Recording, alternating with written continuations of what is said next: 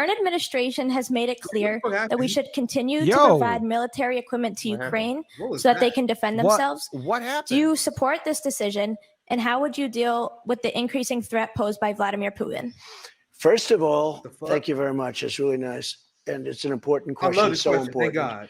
Because we're giving away so much equipment. We don't have ammunition for ourselves right now. We don't have ammunition for ourselves. We're giving away so much. Can you pause it? Can you pause it? Holy This is the type of stuff why they hate him. Not because he has different policies. He's letting truth out. He let truth, you know what I mean? Because he's kind of off the cuff kind of speaker.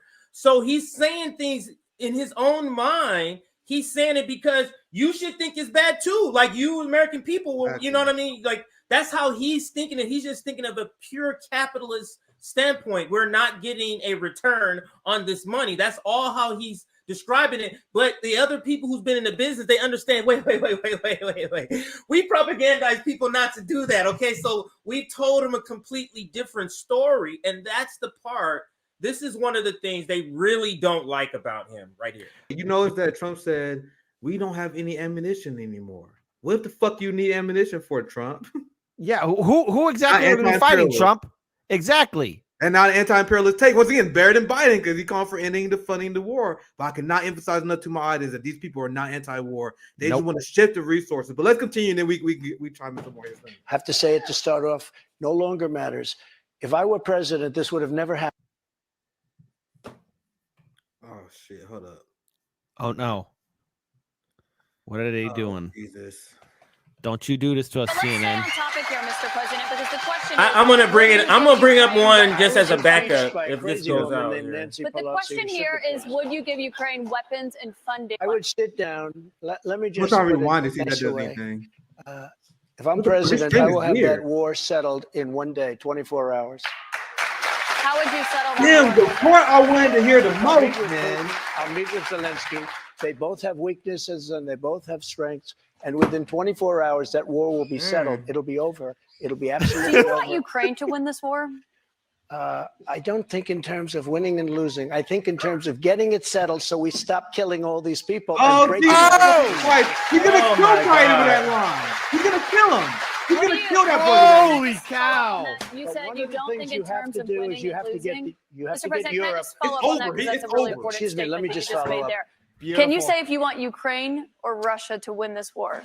I want everybody to stop dying.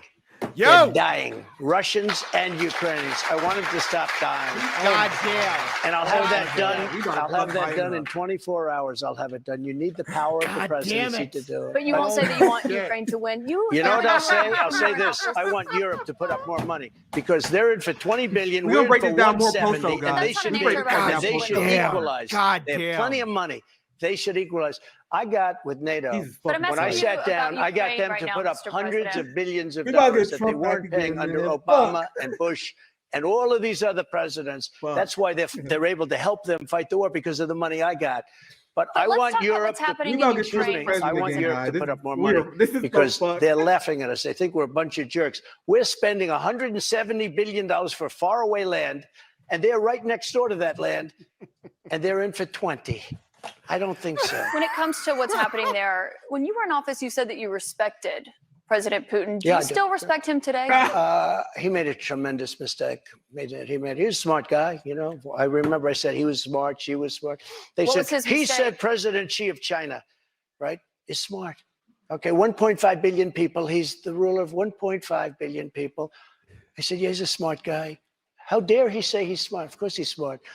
They want you to say he's a stupid person. Okay, he's not a stupid person. He's very smart. He's very cunning.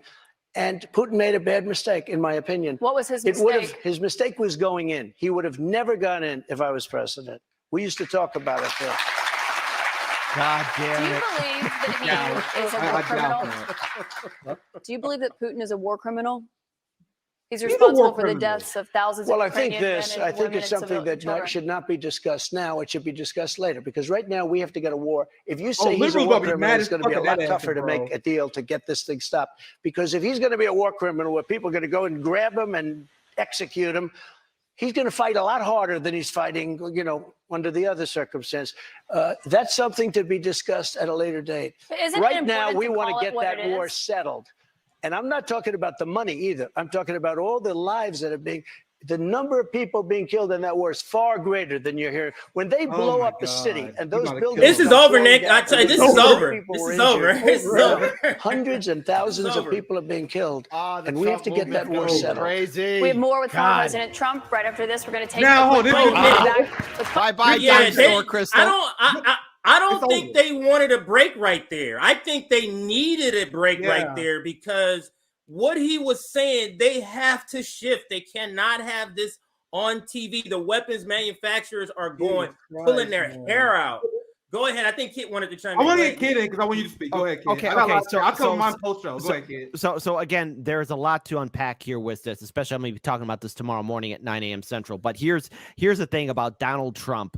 Once again, saying things. He is to the left of Marianne Williamson in regards to this god-awful war in Ukraine. Oh my God. Donald Trump. Doing that? You doing that? That's what you're going to do, Kit. Oh my God.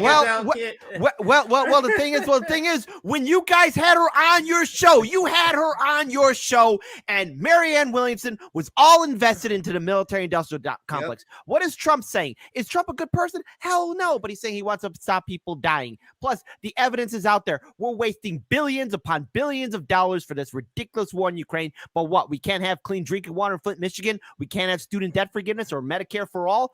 Trump is calling out the establishment for what it is. Trump is trying to regain control of the MAGA movement, and it is without a shadow of doubt that he has made himself a front runner in the Republican primary. And quite clearly, the DNC thought that they had this in the bag. Whoever is coaching Donald Trump, he is listening to them. Whoever Trump has on his team, he has learned to shut up, take notes, and actually freaking win. Because this right here, from my analysis and point of view, has made himself look more coherent than anything he's done in 2016 and in 2020. Dude, I'm shocked because I still believe, and I saw Trump at 16 and 20. I'm like, man, I can't get why people don't laugh at this moron. But now he's way more positive, especially on the Ukraine issue. This motherfucker will listen to Tucker Carlson on that issue every goddamn day. Can you imagine Joe Biden debating Donald Trump on Ukraine? That boy will get shredded, son. Hell, can you imagine Donald Trump debating the Nazi collaborator Marianne Williamson on this? No. Oh my God, it's fucking over. You had the best instinct, CJ, at the beginning. Like, because I was waiting to see what Trump would say on Ukraine. Now I think it's a wrap, son. Yeah, it's a wrap. But we did not factor in this presentation by this person, Trump. That's what we didn't factor in here. That's why I'm saying this is a wrap, because you telling me this guy hasn't been rehearsed or is this smart. He's either rehearsed or he's smarter than he lets off, man. It's either one.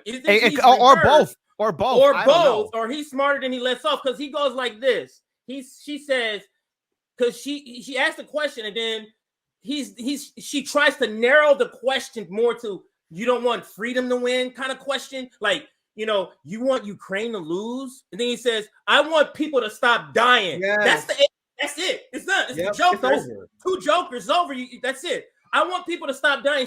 There is no follow-up to that. What is she going to say? Well, I'd rather democracy than people dying. Then you sound like Madeleine Albright. Then you're sounding like 500,000 kids, Iraqi kids dying. You having that sort of a video meme going around. So that's not happening. This person came to a fight unprepared. She came to a fight prepared for a 2020 Trump, and she got this Trump. And then don't know who this is. It's like, who is this person right here? Excuse me, CJ. I'll pass to you. The Democratic Party and liberals have no idea how much they lose on this Ukraine issue. And you can tell because she's unprepared. Even the NATO left, like Marianne Williamson, has no idea how much of a loser this is for them. But go ahead, Kate. I want you to chime in real quick. First of all, CJ, please don't insult my future wife. I can fix her, okay? Number 2, she just needs some training. But also, real quick, Bad Cookies wrote in your live stream chat. He said this. You want to know what else is helping Trump out? He isn't calling Biden his good friend. Should know here in New Hampshire to get to, but I also want to talk about some of the other investigations that you're facing. We talked about others in the time. One of those you got the guy who's running to be commander and fucking chief, and you only do 5 minutes on foreign policy. What the fuck? This country is so unserious.